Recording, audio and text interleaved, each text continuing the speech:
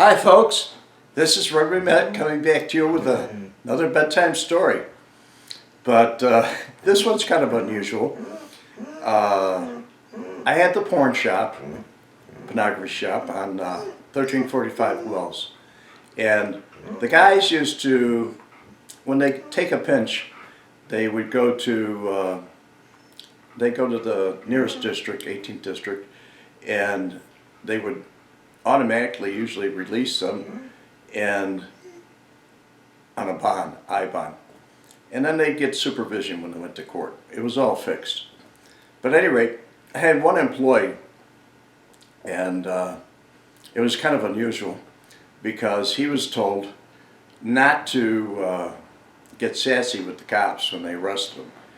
And you couldn't take 2 pinches within a year because you were on a year's supervision. So I got a call from Maxwell Street and Vice Control Division, and they asked me, they said, you know, you haven't been busted in a while. We got to make a pinch on you guys. So what shift do you want on? Because I had 3 shifts. We opened 24 hours.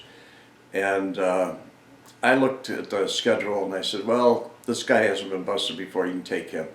So I told him, you know, you're going to get busted, no big thing. It's sale of obscenity was the charge. And they pinched him. And after they pinched him, he went to the 18th district.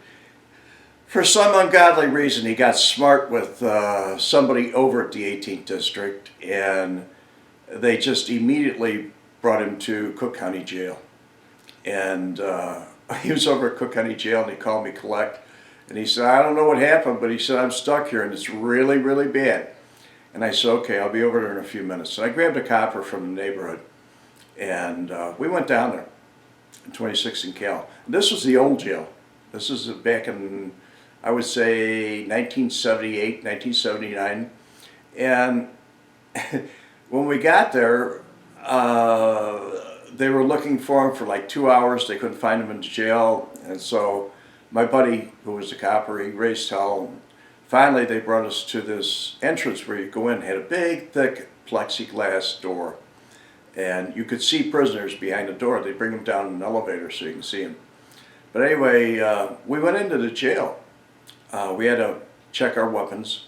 And when we went up into this facility, there was a black cop that went with us, or turnkey. And as we walked in deeper and deeper, he would lock these doors behind us. He'd open up the bars and we'd go deeper and deeper. And as we were walking, we could see cages with, you know, like chain link fencing that was coated with rubber. And you could look inside these cages, and I was looking off, it's noisier than hell. I mean, it's really, really bad. And I looked off to the side, and there was these guys over there, and they were raping this black kid.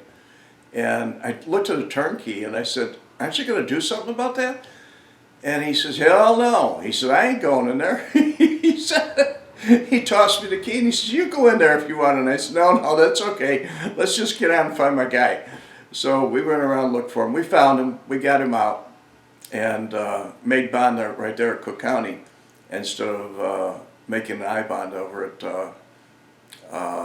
18th District. But at any rate, long as it goes, we got him out, and he was really shook up over the whole thing.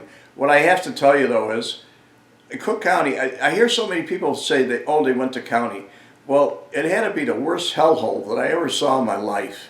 I mean, these people were animals. I didn't see 5 white faces the whole time I was in there. They were all black people or Latinos. But anyway, that's my story for this evening, and I hope you enjoyed it, and have a good time. Enjoy your weekend.